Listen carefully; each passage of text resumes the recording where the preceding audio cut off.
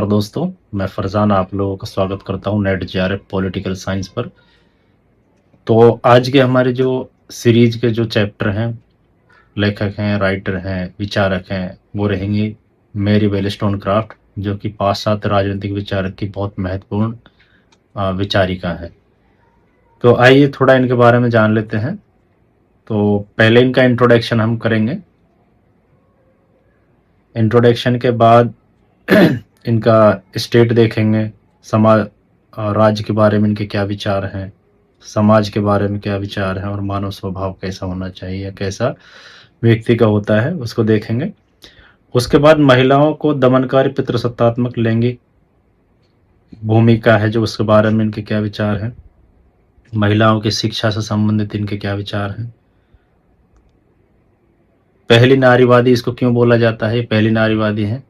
उसके बाद उदारवादी मूल्यों का समर्थन इन्होंने किया है। उसके बाद एक बहुत इंपॉर्टेंट चीज आती है, ये आलोचना करते हैं एडमंड बर्ग की। और एडमंड बर्ग की जो आलोचना है वो क्यों करती हैं, किस आधार पर करती हैं, उनकी कौन सी बुक है, तो वो हम आगे देखेंगे आलोचना में। उसके बाद उसके बाद दो चीजों पर ये इनके जो विचार हैं, राइट ऑफ मैन और राइट ऑफ वोमेन। तो ये राइट ऑफ मैन जो बुक है वो एडमंड बर्ग की है, राइट ऑफ वोमेन है वो मैरी वेलस्टोनक्राफ्ट की बुक है। तो इन दोनों की तुलना करेंगे यहाँ पर, कौन किसको समर्थन करता है और क्यों करता है। उसके बाद ये रूसो की आलोचना करते हैं, किस आधार पर रूसो की आलोचना की जाती है वो भी हम देखेंगे। और मेरी वेलस्टोनक्राफ्ट की आलोचना किस आधार पर होगी, फिर इनकी खुद की आलोचना हम देखेंगे। और उसके बाद इनकी कुछ बुक्स हैं, बुकों को हम देखेंगे अच्छे से, जैसे a vindication of the right of women है, राइट ऑफ मैन की भी बात ही करते हैं, थॉट्स ऑन एजुकेशन है, तो ये इनकी बुक वगैरह है। उसके बाद हम इनका निष्कर्ष देखेंगे। तो आइए शुरू करते हैं मैरी वेलस्टोनक्राफ्ट को, जो कि मैरी वेलस्टोनक्राफ्ट 1759 में पैदा होती है। ठीक है, ये एक प्रसिद्ध ब्रिटिश दार्शनिक है, यानी एक लेखिका है, ये एक फीमेल है और प्रारंभिक नारीवादी चिंतक थी। मतलब ये अगर ऐसा बोला जाए कि 4-5 विचारकों को दे दी जाए और पूछा जाए कि प्रथम नारीवादी विचारक किसको बोला जाता है, वोमेन नारीवादी विचारक, तो वो कौन है, मैरी वेलस्टोनक्राफ्ट को माना जाता है।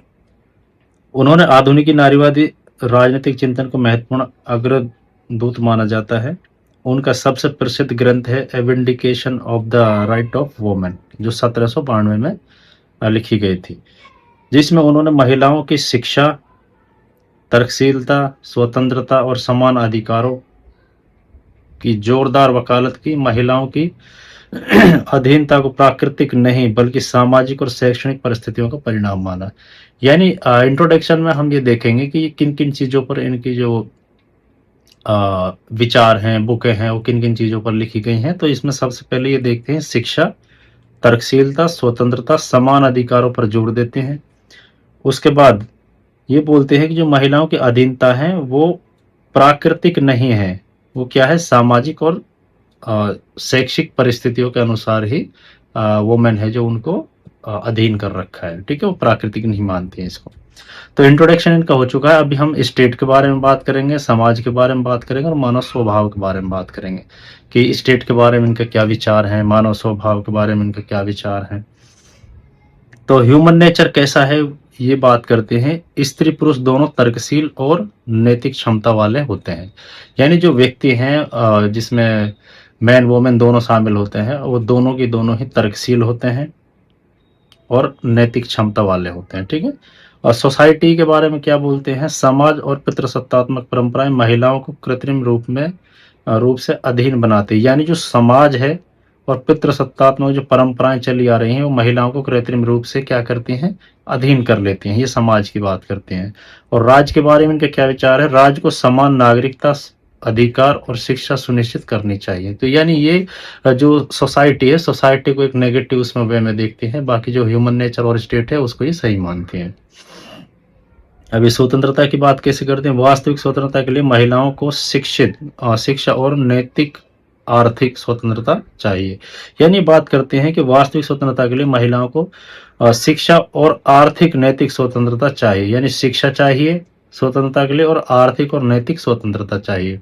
यानी आर्थिक स्वतंत्रता इस आधार पर चाहिए कि उसको फ्री ऑफ वर्क के लिए फ्री छोड़ दिया जाए।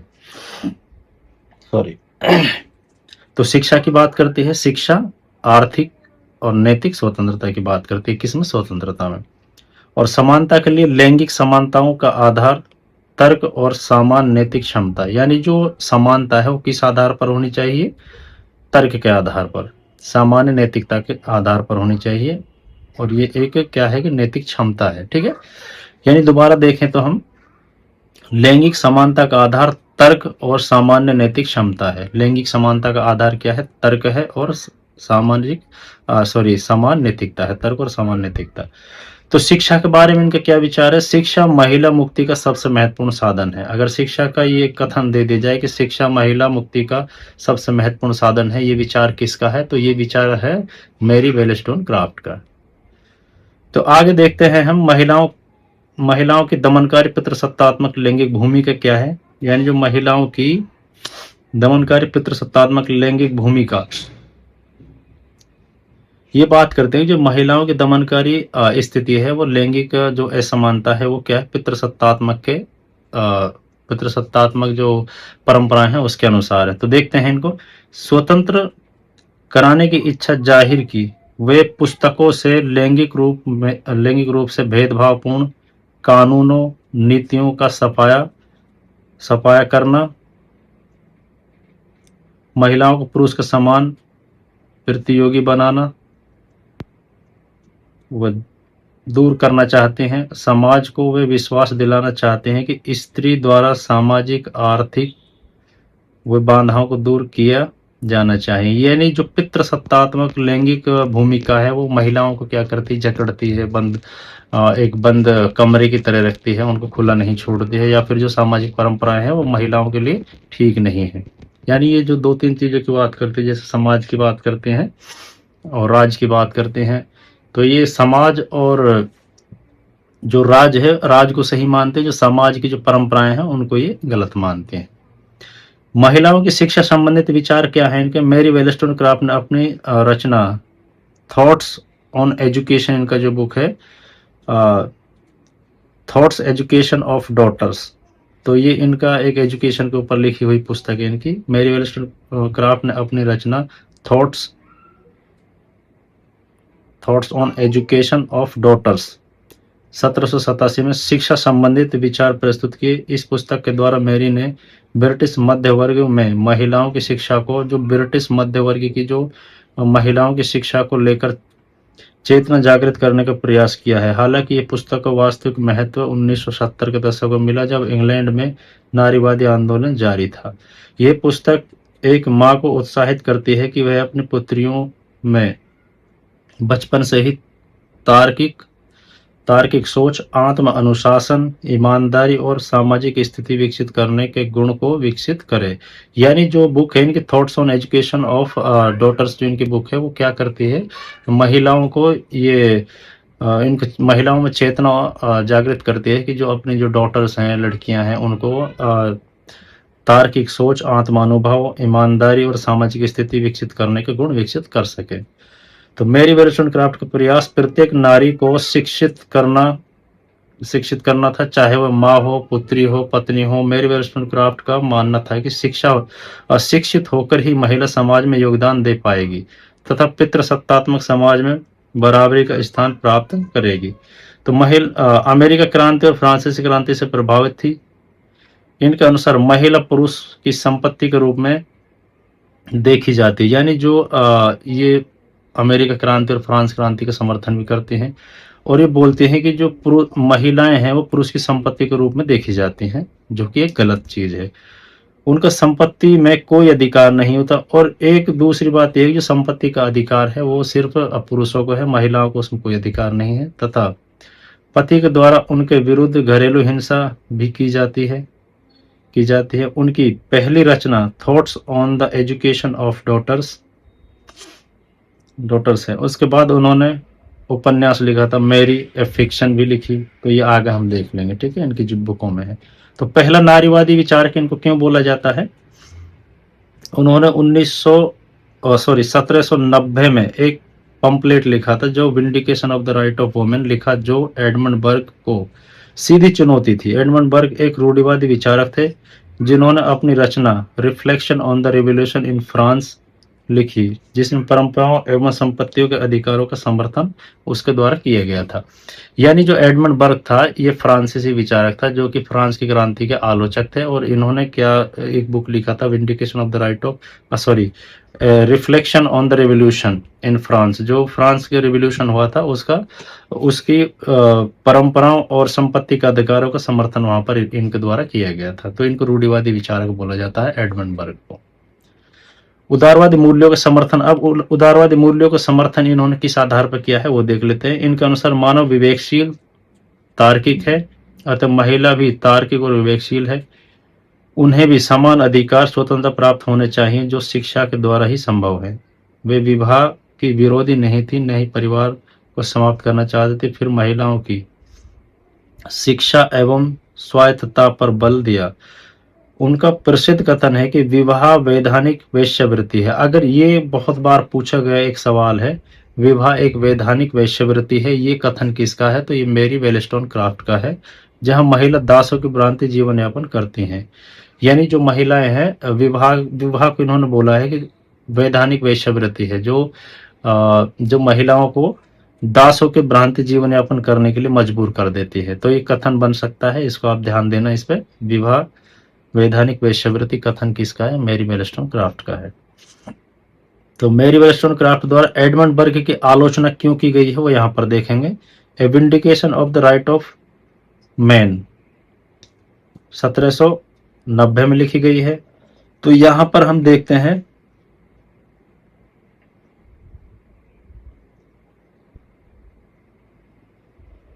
और एक इनका जो बुक है एडमंड बर्ग का, reflection on the revolution in France और राइट ऑफ मैन। तो यहाँ पर इनकी आलोचना किस आधार पर मैरी वेलेस्टोनक्राफ्ट करते हैं वो देखते हैं। वंशानुगत विशेषाधिकारों का विरोध। यहाँ पर जो वंशानुगत विशेषाधिकार है उनका समर्थन कौन करता है? एडमंड बर्ग करते हैं। और इनका जो समर्थन करते हैं वो समर्थन एडमंड बर्ग इनका समर्थन करते हैं, मैरी वेलेस्टोनक्राफ्ट इनका विरोध करती हैं। एडमंड बर्ग अभिजात वर्ग, एरिस्टोक्रेसी और परंपरागत विशेषाधिकारों का समर्थन करते थे। वेलेस्टोनक्राफ्ट ने इसे असमानता का आधार माना है। परंपरागत बनाम तर्क। बर्ग ने परंपरा और स्थापित संस्थाओं को महत्व दिया। वेलेस्टोनक्राफ्ट ने कहा कि तर्क के आधार पर सामाजिक संस्थाओं का मूल्यांकन होना चाहिए। फ्रांसीसी क्रांति पर मतभेद हैं। जो बर्ग ने फ्रांसीसी रिवॉल्यूशन की आलोचना की, यानी जो एडमंड बर्ग है उन फ्रांसीसी रिवॉल्यूशन की आलोचना की, जबकि मैरी वेलेस्टोनक्राफ्ट ने स्वतंत्रता, समानता और अधिकारों की दिशा में इसके महत्व का समर्थन किया। अब संपत्ति और शक्ति पर इन्होंने क्या विचार है? मैरी वेलेस्टोनक्राफ्ट ने के अनुसार केवल संपत्ति के आधार पर लोगों का अधिकार, राजनीतिक सामाजिक अधिकार मिलना उचित नहीं है। ये क्या है कि बात करते हैं एजुकेशन की, तर्क के आधार पर अधिकार मिलने चाहिए। समानता का सिद्धांत उन्होंने जन्म, वर्ग, संपत्ति पर आधारित विशेष अधिकारों के बजाय मानव की नैतिकता, तर्कशीलता, क्षमता को महत्व दिया। यानी जो एडमंड बर्ग है वो बात करते हैं जन्म की, वर्ग की, संपत्ति की। ये क्या है कि जन्म के आधार पर, वर्ग के आधार पर विशेष अधिकार दिए जाने चाहिए, लेकिन मैरी वेलेस्टोनक्राफ्ट बोलते हैं कि नैतिकता और तार्कशीलता की क्षमता के आधार पर अधिकार दिए जाने चाहिए। तो यहाँ पर हम देख लेते हैं मैरी वेलेस्टोनक्राफ्ट, राइट ऑफ मैन और राइट ऑफ वुमेन। जो राइट ऑफ मैन है ये एडमंड बर्ग का है, राइट ऑफ वुमेन है ये मैरी वेलेस्टोनक्राफ्ट का है। तो a vindication of the right of man 1790 में लिखी गई थी और 1792 में राइट ऑफ वुमेन। पुरुषों के राजनीतिक और नागरिक अधिकारों की बात, यहाँ पर महिलाओं के अधिकारों की बात मैरी वेलेस्टोनक्राफ्ट करती हैं। एडमंड बर्ग का मुख्य लक्ष्य क्या था? मुख्य लक्ष्य एडमंड बर्ग की आलोचना है इसमें, और महिलाओं की असमान परिस्थितियों की आलोचना करती हैं ये। और यहाँ पर वंशानुगत विशेषाधिकार एरिस्टोक्रेसी की बात होती है, यहाँ पर पितृसत्तात्मक महिलाओं की शिक्षा की बात होती है। समानता और तर्क की बात, यहाँ शिक्षा, तर्कशीलता और समानता की बात होती है। फ्रांसीसी क्रांति का समर्थन करते हैं यहाँ पर। और यहाँ आधुनिक नारीवाद की प्रमुख कृति माना जाता है इनको, ठीक है। तो राइट ऑफ मैन, मैन और वुमेन, ये जो इनकी बुक है इनके बारे में यहाँ पर विस्तार से चर्चा है। अब आगे हम देखते हैं यहाँ राइट ऑफ मैन जो एडमंड बर्ग की आलोचना होती है, और यहाँ जो women of education plus equality की बात करते हैं 1992 में। तो रूसो की आलोचना देख लेते हैं, ये क्या है। एडमंड बर्ग की भी आलोचना करते हैं, जो कि एक रूढ़िवादी विचारक है। एडमंड बर्ग की थ्योरी होती है कि वो स्टेट को समर्थन करते हैं और फ्रांसीसी क्रांति को वो सही नहीं मानते हैं, और वो बोलते हैं कि जो परंपराएं हैं, प्रथाएं हैं और जो हमारी संस्थाएं हैं उनका हमें सम्मान करना चाहिए। जबकि मैरी वेलस्टोनक्राफ्ट बोलती है कि हमें तर्क के आधार पर, तर्कशीलता के आधार पर व्यक्ति को अधिकार देने चाहिए, ना कि उनके वर्ग, जाति, समुदाय या फिर संप्रदाय के आधार पर उनको ज़्यादा हमें अधिकार नहीं देने चाहिए। उनके तर्क के आधार पर उनको जो भी चीज़ें हैं मिलनी चाहिए। और एजुकेशन है जो वो महिलाओं के अधिकारों को आगे बढ़ाने के लिए या फिर महिलाओं को एक सुसज्जित जीवन जीने के लिए ज़रूरी चीज़ें है एजुकेशन। तो आगे देखते हैं रूसो की आलोचना ये क्यों करते हैं। रूसो द्वारा लिखी गई शिक्षा पर इमाइली उनकी बुक होती है, इमाइली की कड़ी आलोचना की, जिसमें रूसों ने महिलाओं को केवल घरेलू कार्यों के लिए उपयोगी कहा। यानी रूसों ने महिलाओं को घरेलू कार्यों के लिए उपयोगी कहा, और जो राजनीतिक प्रशासनिक कार्य हैं उनके लिए महिलाओं को उपयोगी नहीं माना, इसलिए इस आधार पर उनकी आलोचना होती है। रूसो के जवाब में उन्होंने a vindication of the right of women, ये जो बुक है रूसो के जवाब में लिखी गई बुक है, a vindication of the right of women लिखा, और महिलाओं की शिक्षा पर सर्वाधिक बल दिया। यानी जो शिक्षा की अगर बात करें तो आलोचना होती है रूसो की। तो रूसो क्या बोलते हैं कि जो महिलाएं हैं उनको शिक्षा का अधिकार नहीं होना चाहिए, उनको घर का जो काम है वो संभालना चाहिए, उनको घर तक सीमित कर देते हैं। लेकिन मैरी वेलस्टोनक्राफ्ट बोलती हैं कि महिलाओं को अधिकार मिलने चाहिए, शिक्षा मिलनी चाहिए, और महिलाएं भी प्राकृतिक रूप से पुरुष के समान है, वो भी प्रशासनिक और जो संवैधानिक संस्थाओं के द्वारा किए गए काम है वो कर सकते हैं उनको, ठीक है। मैरी वेलस्टोनक्राफ्ट की आलोचना, अब इन्होंने क्या है कि एडमंड बर्ग की आलोचना की है, रूसो की आलोचना की है, और इनकी खुद की आलोचना किस आधार पर होगी वो हम देख लेते हैं। मैरी वेलस्टोनक्राफ्ट के नारीवादी विचार महत्वपूर्ण होने के बावजूद उनकी कुछ आलोचनाएं की गई हैं। मध्यवर्गीय दृष्टिकोण, ये क्या है कि जो ब्रिटेन का उस टाइम का मध्यवर्गीय समाज था, और उनकी महिलाओं के अधिकारों की बात करते हैं, ये सभी महिलाओं के अधिकारों की बात नहीं करते हैं। उनका चिंतन मुख्यतः शिक्षा, मध्यवर्गीय महिलाओं की समस्याओं पर केंद्रित है। शिक्षा सबके लिए होनी चाहिए, लेकिन जो समस्याओं की बात करते हैं वो मध्यवर्गीय के लिए स्पेशली बात करती हैं। वर्गीय प्रश्न की उपेक्षा, गरीब और श्रमिक महिलाओं की आर्थिक समस्याओं को पर्याप्त महत्व नहीं दिया, और तर्क पर अत्यधिक जोर। उन्होंने महिलाओं की मुक्ति में रीजन तर्क को बहुत ही केंद्रीय स्थान दिया। पितृसत्तात्मक का सीमित विश्लेषण, आधुनिक नारीवादी की तुलना में पितृसत्तात्मक सत्ता रचना का विश्लेषण अपेक्षाकृत सीमित था। व्यवहारिक सीमाएं, महिलाओं की स्वतंत्रता के लिए शिक्षा को महत्वपूर्ण मानने के बावजूद सामाजिक आर्थिक बाधाओं का समाधान पूरी तरह स्पष्ट नहीं किया। तो उदारवादी सीमाएं क्या हैं, उनका नारीवाद मुख्यतः लिबरल फेमिनिज्म की दिशा में था। बाद में समाजवादी और रेडिकल नारीवादियों ने इसे अपर्याप्त माना। यानी जो उदारवादी भी सीमाएं हैं इसकी, नारीवादी जो लिबरल फेमिनिज्म की अलग अलग सोच है, रेडिकल नारीवादी अलग अलग, इनकी जो विचारधाराएं हैं दोनों का अलग अलग है, तो दोनों इनकी आलोचना करते हैं। तो इनकी बुक देख लेते हैं मैरी वेलस्टोनक्राफ्ट की, a vindication of the right of women, जो 1792 में लिखी गई थी। सबसे प्रसिद्ध कृति है, महिलाओं की शिक्षा की बात होती है, तर्कशीलता और समानता पर जोर दिया जाता है। किसमें, a vindication of the right of women 1992 और 1792 में। A vindication of the right of man, ये इनकी दो बुकें हैं जिसे हमने ऊपर भी ये जो चर्चा की है हमने, तो ये दोनों बुकें इनकी हैं, ठीक है। राइट ऑफ मैन और राइट ऑफ वुमेन, तो इन दोनों में क्या क्या डिफरेंसेस करती हैं वो आप देख लेना। कई बार क्वेश्चन बन जाते हैं राइट ऑफ मैन में क्या है, राइट ऑफ वुमेन में क्या है। तो राइट ऑफ मैन में हमने देखा है महिलाओं की शिक्षा की बात करती हैं, तर्कशीलता, समानता पर जोर देते हैं। और vindication of the right of man में क्या है, एडमंड बर्ग की आलोचना करते हैं जो फ्रांसीसी क्रांति और राजनीतिक अधिकारों पर विचार करते हैं। ठीक है। Thoughts on education, thoughts on education on daughters, लड़कियों की शिक्षा और नैतिक विकास पर जोर देते हैं। मेरी ए फिक्शन 1788 में उपन्यास महिला जीवन और भावनात्मक स्वतंत्रता के लिए से संबंधित है।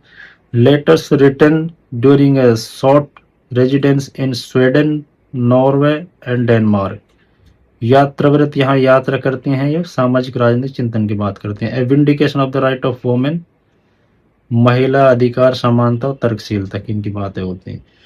तो आगे देखते हैं हम। वेलस्टोनक्राफ्ट के अनुसार यदि महिलाओं को शिक्षा व्यवस्था में समान अवसर प्राप्त हों, ये शिक्षा पर बहुत ही ज्यादा ध्यान देते हैं, बहुत ज्यादा जोर देते हैं। शिक्षा व्यवस्था के समान अवसर प्राप्त होंगे तो राजनीतिक जीवन, सामाजिक जीवन में लैंगिक भेदभाव को समाप्त किया जा सकता है। यानी अगर शिक्षा व्यवस्था में समान अवसर महिलाओं को मिलेंगे तो राजनीतिक जीवन या सामाजिक जीवन, आर्थिक जीवन इनका बहुत अच्छा हो जाएगा। वेलस्टोनक्राफ्ट का मानना है कि समाज में पितृसत्तात्मक स्वरूप का कारण महिलाओं की सहनशील भूमिका है जो नारीवादी आदर्शों के साथ चली आ रही। वेलस्टोनक्राफ्ट का विश्वास था कि सभी व्यक्तियों का समान नेतृत्व या नैतिक महत्व है, इसलिए सबके साथ समान व्यवहार होना चाहिए। यानी हर व्यक्ति का नैतिक महत्व है, व्यक्ति अपने आप में साध्य है, किसी का साधन नहीं है। ठीक है। अतः लिंग, प्रजाति, धर्म के आधार पर भेदभाव निषेध होना चाहिए। तार्किक रूप से व्यक्ति का महत्व उसकी प्रतिभा, गुण, चरित्र के आधार पर होना चाहिए। उदारवादी नारीवाद महत्वपूर्ण सुधारवादी हैं, इसलिए पुरुष व महिलाओं के माध्यम समानता के समर्थक है, न कि पितृसत्तात्मक समाज की सत्ता को परिवर्तित करना चाहते हैं। तो निष्कर्ष में देख लेते हैं, निष्कर्ष में क्या है मैरी वेलस्टोनक्राफ्ट का। मैरी वेलस्टोनक्राफ्ट ने एडमंड बर्ग के परंपरावादी अभिजात विचारों की आलोचना करते हुए तर्क, स्वतंत्रता, समानता, मानवाधिकारों को महत्व, a vindication of the right of man में उन्होंने वंशानुगत विशेष अधिकारों का विरोध किया, जबकि a vindication of the right of women 1992 में महिलाओं की शिक्षा और समान अधिकारों की स्वतंत्रता एवं तर्कशील समाज की आधारशिला माना। इस प्रकार मैरी वेलस्टोनक्राफ्ट आधुनिक नारीवादी राजनीतिक चिंतन के प्रमुख अग्रदूत माने जाते हैं। तो ये एक उदारवादी विचारक है जो स्वतंत्रता, समानता, एजुकेशन में सभी के लिए समान होनी चाहिए। यानी एजुकेशन सबके लिए समान मिलेगा तभी जो महिलाएं हैं समाज में अपना योगदान दे सकते हैं सामाजिक, आर्थिक, राजनीतिक क्षेत्र में। तो आज का टॉपिक हमारा वेलस्टोनक्राफ्ट का ये जो लेसन था ये समाप्त हो चुका है। आई होप कि आप लोगों को पसंद आया होगा। बहुत इजीली अच्छे से हमने क्लियर कराया है। तो अगर ये आप लोगों को पसंद आया तो इसको ज़्यादा से ज़्यादा शेयर करें, लाइक करें, कमेंट करें और चैनल को सब्सक्राइब करें। ये चैनल क्या है कि अगर हमारे चैनल से आप ये जुड़े रहेंगे तो इसमें हम पॉलिटिकल साइंस के जितने भी पार्ट्स हैं, जितने भी टॉपिक्स हैं, जितने भी राइटर, विचारक या फिर कोई भी प्रॉब्लम से संबंधित या फिर आपको जो भी चीज़ें समझ में नहीं आती तो हम क्लियर कराने की कोशिश करेंगे। तो थैंक यू सो मच। जय हिंद, जय भारत।